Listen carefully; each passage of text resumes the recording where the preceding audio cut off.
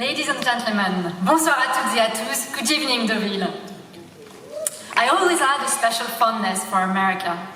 Il y a quelques jours à peine, je revoyais Elle et lui, le sublime mélodrame de Léo McCarey avec Irène Dune et Charles Boyer. On y entend cette phrase murmurée par la grand-mère française, gardienne des traditions et des cœurs, veillant avec une certaine malice sur l'union du Pink Champagne et de l'Empire State Building, de la comédie et du mélodrame, dans une déchirante fêlure du sort qui pourrait bien incarner les relations d'amour entre nos deux pays et nos deux cinémas.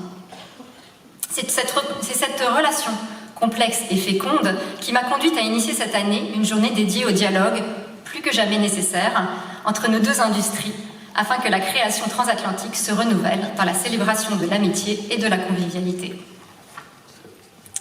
Et de quel meilleur écrin que celui du Festival de Deauville, temple de ses amours, pouvait-on rêver pour enfanter et couver de futures histoires et images en mouvement? C'est peut-être aussi ce souffle mystérieux de la création qui a déposé sur cette 51e édition un petit air de rébellion féminine, puissante et joyeuse, ce dont je ne peux que me réjouir. J'aime à penser que la présence, pour la première fois à Deauville, des films de l'extraordinaire pionnière Alice Guy incarne à la fois ce lien primitif et fondateur du 7e art qui unit nos cinémas. Puisse-t-il continuer de nourrir la conviction que les femmes ont un rôle décisif à jouer pour l'avenir du cinéma, comme elles l'ont eu par le passé. Cet avenir s'incarne aussi dans les artistes qui nous rejoignent cette année, avec, pour commencer, l'impertinente Kristen Stewart, qui nous revient en compétition en tant que réalisatrice d'un film américain produit par la France et qui nous honorera d'une carte blanche pour évoquer les films qui l'ont inspirée. Avec la frondeuse et magnétique Kim Novak, qui nous replongera dans un vertige hitchcockien sans fin. Avec la malicieuse et gracieuse Zoé Deutsch, qui ressuscitera Jane Seberg sous le regard tendre du cinéaste texan Richard Linklater, dans un vibrant hommage à la nouvelle vague française.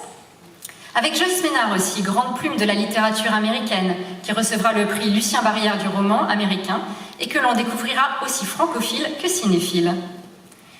Et bien sûr, The Last Showgirl, Pamela Anderson, icône absolue comme sait en faire naître Hollywood, mais surtout nouvelle égérie et actrice audacieuse d'un cinéma indépendant qui porte sa liberté et sa vérité chevillée au corps. Son attachement profond au cinéma français et à la culture fait d'elle une invitée aussi précieuse qu'inattendue. Voilà le visage de cette édition, celui d'un cinéma qui se réinvente en permanence, dans l'amour, dans le dialogue, dans la liberté, dans la transmission, celui d'un cinéma qui nous unit et nous élève. Long live cinéma, long live Deauville.